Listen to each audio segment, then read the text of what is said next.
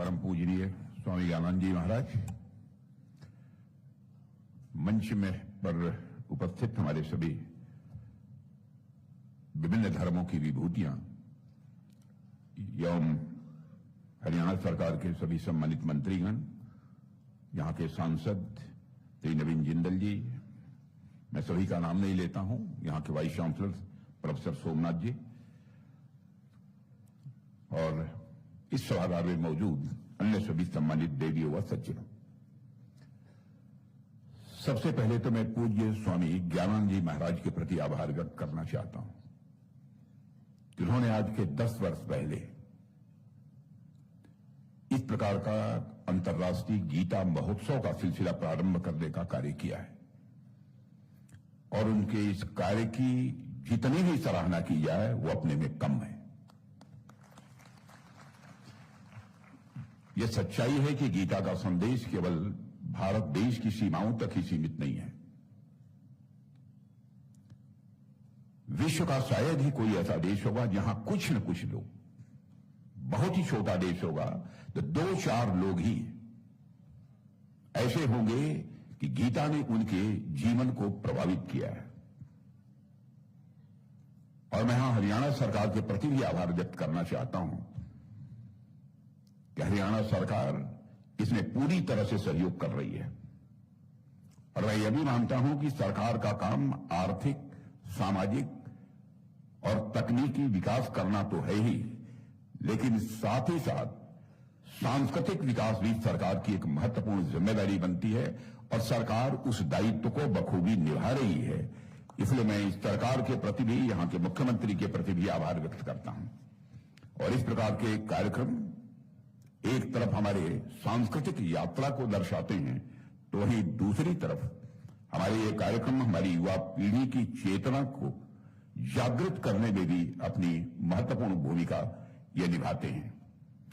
साथियों, आज जब मैं भगवान श्री कृष्ण की ज्ञानी भूमि कुरुक्षेत्र की इस पुण्य भूमि पर यहां पर मैं खड़ा हूं, तो मेरा मन स्वाभाविक रूप से श्रद्धा से भर जाता है। यदि हम अपने शास्त्रों के अनुसार देखें तो ये वही धरती है जहां 5000 से अधिक वर्ष पहले मार्गशीर्ष शुक्ल एकादशी की पावन तिथि पर समस्त मानवता के उत्थान के लिए यह दिव्य ज्ञान प्रकट हुआ था, जिसे हम श्रीमद् भागवत गीता के नाम से जानते हैं। और इस भूमि पर खड़े होकर वह क्षण स्वाभाविक रूप से आंखों में जीवित हो उठता है। और मुझे तो कभी कभी लगता है यदि किसी को भी भारत की आत्मा को समझना है तो उसे कुरुक्षेत्र की धूल में उसका प्रतिबिंब ढूंढना चाहिए। आप सोचिए ऐसा होगा वह दृश्य जब अर्जुन हाथ जोड़े भगवान श्री कृष्ण के सामने खड़े होंगे और योगेश्वर श्री कृष्ण ने मुस्कुराकर गीता का यह संदेश उन्हें दिया होगा। कैसा अद्भुत दृश्य होगा। कुरुक्षेत्र की यह धरती आज भी योगेश्वर श्री कृष्ण के उन प्रेरक स्वरों से गूंज रही है और उनकी ध्वनि आज भी हमारे भीतर प्रतिध्वनित हो रही है। आप सब भी इस भावना को महसूस करते होंगे कि यह धरती महज एक भूगोल का हिस्सा नहीं है, बल्कि यहां खड़े होकर अभी भी ऐसा लगता है मैं मानो श्री कृष्ण की वाणी आज भी यहां की हवाओं में तैर रही हो। देवियों सज्जनों, संदेह से भरे, द्वंद्व में खड़े, हृदय से विचलित अर्जुन के सामने भगवान कृष्ण ने जो ज्ञान दिया वह केवल उस समय के लिए नहीं था, बल्कि सदैव के लिए था और पूरी मानवता के लिए था। केवल भारत में रहने वाले लोगों के लिए नहीं था, पूरे विश्व के लिए वह संदेश था। गीता का पहला ही संदेश यह है कि आत्मा न कभी जन्म लेती है, न आत्मा कभी मरती है, न जायते मृते वा कदाचित। यह श्लोक जीवन की अनिश्चितताओं के बीच हमें अद्भुत स्थिरता देता है और यह केवल युद्ध भूमि का संवाद नहीं था, बल्कि मैं मानता हूं कि यह जीवन की हर परिस्थिति का अपने में एक यह मार्गदर्शन है। मैं यहां पर उल्लेख करना चाहूंगा संत श्री रामकृष्ण परमहंस जी ने एक सुंदर और बहुत ही गहन बात कही थी कि गीता का पूरा सार केवल उसके नाम के अक्षरों को उलट देने मात्र से ही समझ में आ जाता है। गीता के अक्षरों, गीता का जो नाम है उसके अक्षरों को उलट देने से ही गीता का सार स्वाभाविक रूप से हमको समझ में आ जाता है। गीता, इस नाम को उलट दीजिए, गीता, अंतिम अक्षर ता को पहले ला दीजिए और गी को बाद में, तागी यानी त्यागी। अर्थात गीता का असली संदेश है, असली संदेश है त्यागी बनना। और त्यागी का अर्थ कर्तव्यों का त्याग नहीं है, बल्कि वह अज्ञानता का त्याग है, अकर्मण्यता का त्याग है, दुर्व्यसन, आसक्ति और अहंकार का त्याग है। और त्यागी व्यक्ति ही गीता का सच्चा पाठक और सच्चा अनुयायी बन सकता है। देवी और सज्जनों, पूरी गीता उठाकर जब आप पढ़ेंगे तो आपको लगेगा कि अर्जुन को जो कुछ भी समझाया गया वह केवल किसी ही योद्धा के लिए नहीं था, वह सारे मानवता के लिए था।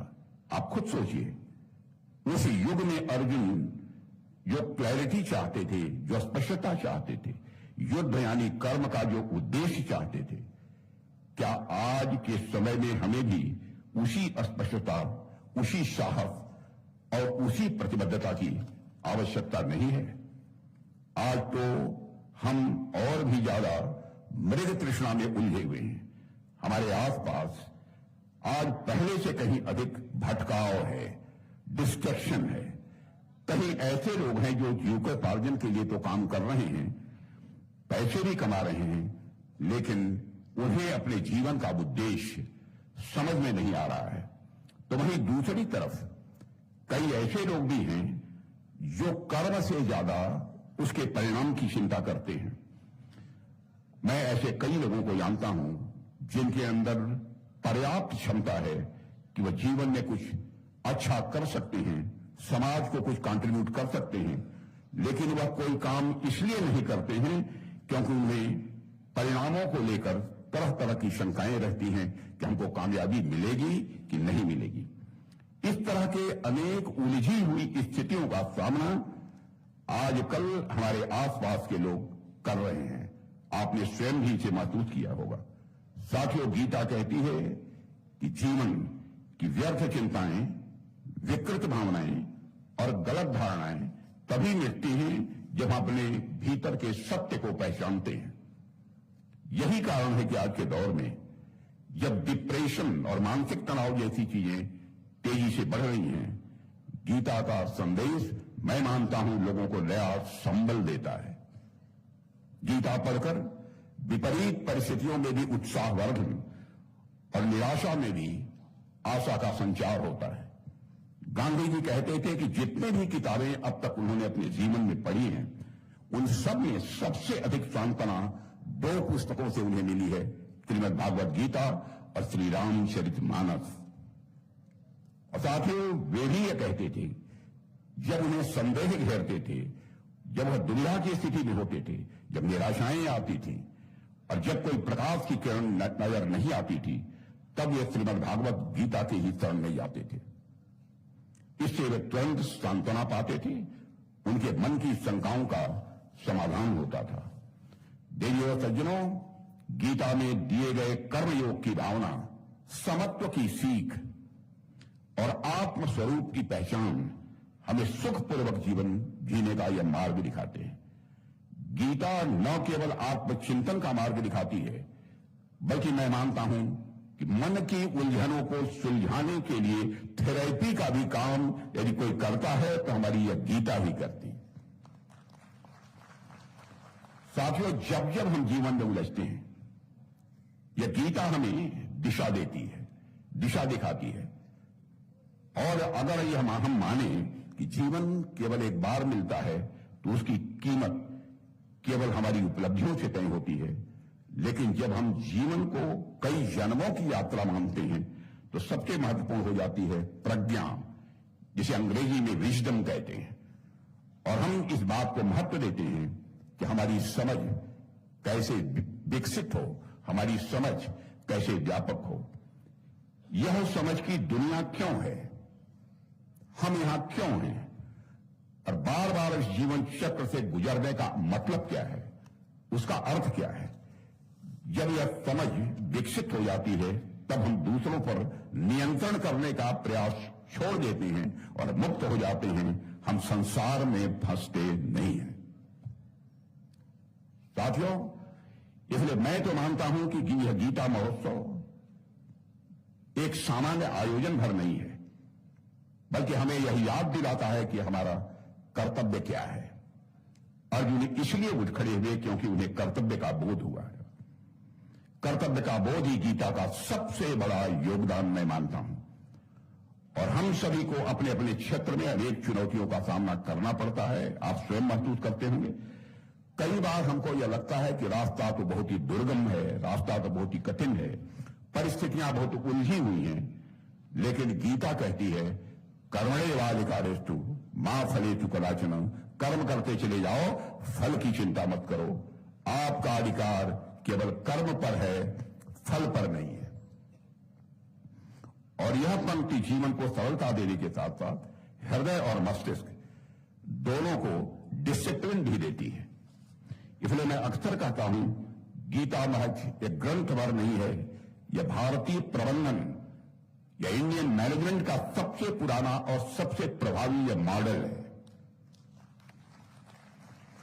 लीडरशिप को लेकर मैं बच्चों से भी कहना चाहता हूं, लीडरशिप को लेकर भी किसी समस्या के समाधान तक हर जगह गीता का ज्ञान वास्तविक मदद करता है। जिस बात को आज दुनिया इतना प्रचारित करती है, वह बात श्री कृष्ण ने 5000 वर्ष पहले बतला दी थी कि मनुष्य का व्यवहार उसके विचारों से बनता है और विचारों का शुद्धिकरण भक्ति और योग से होता है। और विचारों का शुद्धिकरण छोटे मन के व्यक्ति के अंदर नहीं हो सकता है। जिसका मन जितना ही बड़ा होगा उतना ही सुख की प्राप्ति करेगा, उतने ही आनंद की प्राप्ति करेगा। और एक समय आता है कि मन इतना बड़ा हो जाता है, आनंद को प्राप्त कर लेता है, तो मनुष्य जीवन में परमानंद की प्राप्ति करता है। यहां पर सारे स्टूडेंट्स बैठे हैं, इसलिए मेरा शिक्षक भी जागृत होता है। इसलिए मैं एक मैथमेटिकल इक्वेशन उनको बतलाना चाहता हूं। Let us consider that your मन इज ए सर्किल। थोड़ी देर के लिए मान लो कि आपका मन एक सर्किल है, और मैं क्या कह रहा हूं, छोटे मन से काम नहीं करना चाहिए, बड़े मन से काम करना चाहिए। छोटे मन से कोई बड़ा नहीं हो सकता, टूटे मन से कोई खड़ा नहीं हो सकता। इसे बराबर बड़े मन का होना चाहिए। छोटे मन का व्यक्ति जीवन में मोक्ष की प्राप्ति नहीं कर सकता है, जीवन के बंधनों से कभी मुक्त नहीं हो सकता है। जैसे मान लो आपका मन यह सर्किल है, यह वृत्त है, और मैं कह रहा हूं कि जितना ही मन बड़ा करते चले जाओगे उसी अनुपात में तुम्हारे सुख आनंद की मात्रा बढ़ती चली जाएगी। और एक समय ऐसा आएगा जीवन में जब तुम्हें परमानंद की प्राप्ति होगी। इसे मैथमेटिकल इक्वेशन में कहना हो तो यूं कह सकते हैं, सर्कमफरेंस ऑफ मन is directly proportional to the magnitude of सुख। Circumference of मन is directly proportional to the magnitude of Anand. Circumference of मन is directly proportional to the परमानंद। परमानंद का कोई मैग्नीट्यूड नहीं होता, परमानंद की कोई सीमा नहीं होती है, वो तो परमानंद है। इसलिए मैं कहना चाहता हूं उसकी कोई सीमा नहीं होती। बराबर जीवन में बड़े मन से काम करना चाहिए। छोटे मन का व्यक्ति अपने जीवन में कभी बड़ा नहीं हो सकता है। और साथ ही साथ धर्म की बात की जाती है। मैं धर्म के बारे में भी कहना चाहता हूं, धर्म को इस परिभाषित करना चाहता हूं।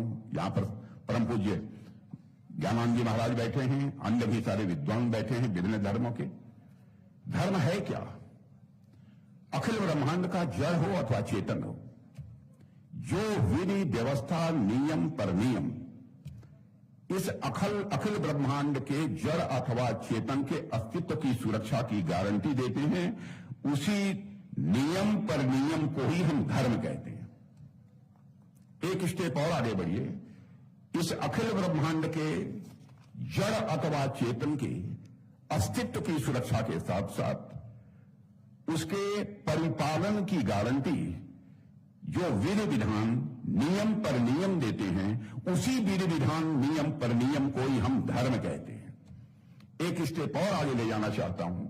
अखिल ब्रह्मांड के जड़ अथवा चेतन के अस्तित्व की सुरक्षा के साथ साथ उसके परिपालन की गारंटी के साथ साथ जो विधि विधान नियम पर नियम उसके विकास एवं संवर्धन की गारंटी देते हैं, उसे ही हम धर्म कहते हैं। इसलिए धर्म को लेकर किसी को कोई आपत्ति नहीं होनी चाहिए। और साथियों, मैं कह सकता हूं कि मैं अक्सर कहता हूं कि गीता महज एक ग्रंथ भर नहीं है, यह भारतीय मैनेजमेंट का सबसे पुराना और सबसे प्रभावी मॉडल है। लीडरशिप को लेकर, नेतृत्व यदि आप जीवन में करना चाहते हो तो उस लीडरशिप को लेकर भी किसी समस्या का समाधान यदि खोजना है तो गीता का ज्ञान ही वह समाधान दे सकता है। जिस बात को आज दुनिया इतना प्रचारित करती है, वह बात श्री कृष्ण ने 5000 वर्ष पहले बता दी थी कि मनुष्य का व्यवहार उसके विचारों से बनता है और विचारों का शुद्धिकरण केवल भक्ति और योग से ही होता है। इसलिए आज दुनिया में गीता की स्वीकृति भी बढ़ती जा रही है। आज दुनिया के अनेक विश्वविद्यालयों में गीता पर पाठ्यक्रम पढ़ाए जा रहे हैं। और यह भी अद्भुत है, गीता केवल एक आध्यात्मिक या धार्मिक ग्रंथ नहीं है, बल्कि मैं कहता हूं यह एक यूनिवर्सल लाइफ गाइड है, शाश्वत यह मार्गदर्शक बन चुकी है हमारी श्रीमद् भागवत गीता। और अगर हम देखें तो दुनिया के अनेक बड़े विश्वविद्यालय में आज श्रीमद् भागवत गीता पर रिसर्च हो रहा है। यह कोई साधारण बात नहीं है, यह प्रमाण है कि गीता का ज्ञान केवल भारत के लिए नहीं है, पूरे विश्व के लिए है, पूरी मानवता के लिए है। कई विद्वान कहते हैं कि गीता ने उनको लीडरशिप, बैलेंस और डिसीजन मेकिंग में क्लैरिटी दी है, यानी नेतृत्व, संतुलन और निर्णय लेने की क्षमता में स्पष्टता दी है। यही कारण है कि आज Gita management, psychology, ethics, law और हर क्षेत्र में पढ़ी जाती है और समझी जाती है। और यह इसलिए संभव हुआ है क्योंकि यह ग्रंथ मानव जीवन को सबसे सरल और प्रभावी ढंग से समझता है। साथियों, दुनिया के तमाम विचारक और बड़े लोगों ने, जैसे आइंस्टीन, थोरो, टी.एस. इलियट, एल्डस हक्सल, इन सबको गीता पढ़कर लगा कि यह मानव विकास का एक यूनिवर्सल मैनुअल है, यानी यह मानव विकास का एक शाश्वत मार्गदर्शक है। साथियों, हमारे लिए गर्व की बात है कि हमने इस ज्ञान को हजारों वर्षों तक सुरक्षित रखा है। यह हम भारतवासियों के लिए बहुत ही सौभाग्य का विषय है और गौरव का विषय है। पीढ़ी दर पीढ़ी हमने इसको पहुंचाया है और आज यह दुनिया के लिए एक प्रेरणा बन चुका है। अंतरिक्ष यात्री सुनीता विलियम्स भी जब स्पेस में जाती हैं तो गीता हाथ में लेकर जाती हैं। इससे बढ़कर गौरव की बात और क्या हो सकती है। साथियों, गीता हमें यही सिखाती है कि शक्ति और शांति, गीता हमें यही सिखाती है कि शक्ति और शांति दोनों एक दूसरे के विरोधी नहीं है। आज भारत विश्व में शांति का संदेश देता है तो पूरी दुनिया भारत को शांति का प्रतीक मानती है, परंतु वास्तविकता यह है शांति तभी टिकती है जब उसके पीछे आत्मविश्वास और बल का सहारा हो। बिना आत्मविश्वास और बल के सहारे शांति टिक नहीं सकती। श्री कृष्ण ने भी अर्जुन को यही सिखाया था कि जो व्यक्ति धर्म संगत मार्ग पर चलता है वह कभी भयभीत नहीं होता है।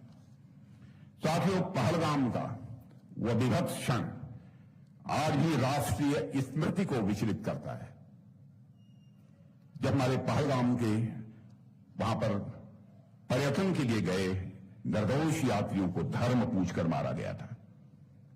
कितना क्रूर और अमानवीय संदेश उन आतंकवादियों ने दिया था। वह घटना, मैं मानता हूं कि भारत की शांति प्रियता को ही चुनौती नहीं थी दे रही थी, आतंकवादी और उनके सरपरस्त यह मान बैठे थे कि भारत की शालीनता उसकी कमजोरी है, लेकिन वे भूल गए कि भारत गीता का देश है, जहां करुणा भी है और युद्ध भूमि में धर्म की रक्षा की प्रेरणा भी है। साथियों, हमने गीता के संदेश को याद किया कि अगर शांति के तप को, यदि शांति के तप को जीवित रखना है तो उसके भीतर शक्ति का ताप अनिवार्य है। यदि शांति के तप को जीवित रखना है तो उसके भीतर शक्ति का ताप अनिवार्य है। यदि निर्दोषों की रक्षा करनी है तो बलिदान देने का साहस भी उतना ही आवश्यक है। जो लोग हमारी सहिष्णुता को कमजोरी समझ बैठे थे, उन्हें ऑपरेशन सिंदूर के माध्यम से भारत ने ऐसा जवाब दिया जिसे आज तक वह भूल नहीं पाए हैं। साथियों, हमने दुनिया को दिखाया कि भारत लड़ाई नहीं चाहता है, लेकिन यदि मजबूर किया गया तो भारत लड़ाई से भागता भी नहीं है और माकूल जवाब भी भारत देता है। साथियों, ऑपरेशन सिंदूर को मैं मानता हूं केवल एक सैन्य कार्रवाई नहीं थी, बल्कि यह भारत की आत्म प्रतिबद्धता, आत्मसम्मान और आत्मविश्वास की उद्घोषणा थी। भगवान श्री कृष्ण ने भी पांडवों को यही समझाया था कि युद्ध बदले की भावना या महत्वाकांक्षा के लिए नहीं, बल्कि धर्मपूर्ण शासन की स्थापना के लिए लड़ा जाना चाहिए। स्वधर्म, स्वदेश की रक्षा के लिए लड़ा जा सकता है। ऑपरेशन सिंदूर के दौरान हमने भगवान कृष्ण के संदेश का ही पालन किया है। मैं देवियों सज्जनों आपको बतलाना चाहता हूं। और इस ऑपरेशन ने पूरे विश्व को यह संदेश दे दिया कि भारत आतंकवाद के विरुद्ध न तो मौन रहेगा, न ही किसी भी सूरत में भारत कमजोर पड़ेगा। श्री कृष्ण अर्जुन को कुरुक्षेत्र में समझाया था कि धर्म की रक्षा केवल प्रवचन से नहीं होती, उसकी रक्षा कर्म से होती है। और ऑपरेशन सिंदूर वही धर्म युक्त कर्म था जिसको कि हम लोगों ने अपनाया। और साथियों, आज हम सब जब यहां एकत्र हुए हैं तो यह भी हमें याद रखना होगा कि गीता केवल युगों की नहीं है, बल्कि हर दिन और हर क्षण की साथी है। यदि हम इसे केवल धार्मिक ग्रंथ मानकर रख देंगे तो इसका उद्देश्य मैं मानता हूं अधूरा रह जाएगा। कर्म की भूमि केवल कुरुक्षेत्र नहीं है, आज का भारत भी एक विराट कर्मभूमि है। आज का भारत भी एक विराट कर्मभूमि है, जहां सैनिक सीमा पर, वैज्ञानिक अपनी प्रयोगशालाओं में, किसान अपनी खेतों में और युवा स्टार्टअप्स में अपना अपना धर्म निभा रहे हैं। गीता की असली शक्ति तभी प्रकट होगी जब हम इसे अपने व्यवहार में, अपने निर्णयों में, अपने काम में और अपने संबंधों में लागू करते हैं। साथियों, मैं मानता हूं कि आज का महोत्सव हम सबके लिए एक अवसर है जहां हर व्यक्ति स्वयं से यह प्रश्न पूछ सकता है, क्या मैं अपने जीवन को गीता की रोशनी में देख पा रहा हूं? क्या मैं अपनी जिम्मेदारियों को उतनी जिम्मेदारी से निभा रहा हूं जितनी गीता हमसे अपेक्षा करती है? क्या मैं चुनौतियों को देखकर पीछे हटता हूं या अर्जुन की तरह उनसे ऊपर उठने का साहस करता हूं? जब हम खुद से यह प्रश्न पूछेंगे तभी गीता उन प्रश्नों का समाधान बनकर स्वाभाविक रूप से हमारे सामने आएगी। देवियों सज्जनों, संघर्ष तो हमारे भी जीवन में है, संघर्ष आपके भी जीवन में है, संघर्ष सबके जीवन में है। जीवन में संघर्षों का बुरा होना नहीं है, संघर्ष से हार जाना बुरा है। जीवन के तमाम संघर्षों से निपटने की शक्ति हमें इस पवित्र ग्रंथ से ही मिलती है। संसार के किसी भी युग में, किसी भी महाद्वीप में मानव संघर्ष एक सा ही रहता है। भ्रम, भटकाव, भय, निराशा, निर्णयहीनता। जो प्रश्न उस समय अर्जुन के समक्ष खड़े हुए थे, वे प्रश्न हम सबके जीवन के कुरुक्षेत्र में कभी न कभी खड़े होते ही हैं। परंतु ठीक उसी क्षण हमें कृष्ण की वाणी को, उनकी अमृत ध्वनि को भीतर जगाना होता है, क्योंकि वही वाणी हमें जीवन की दिशा दिखाती है। गीता हमें यह सिखाती है जीवन श्वास लेने का ही नाम नहीं है, बल्कि अपने धर्म, अपने कर्तव्य और अपनी जिम्मेदारियों का निर्भय होकर निभाने का एक यह माध्यम है। गीता का एक श्लोक है, बहुत प्रचलित श्लोक है, सुख दुखे समीकृत्वा लाभा लाभौ जया जयौ। यह हमें सिखाता है कि सुख दुख, लाभ हानि और जीत हार को समान भाव से रखते हुए कर्तव्य निभाना ही यह सच्चा दायित्व है।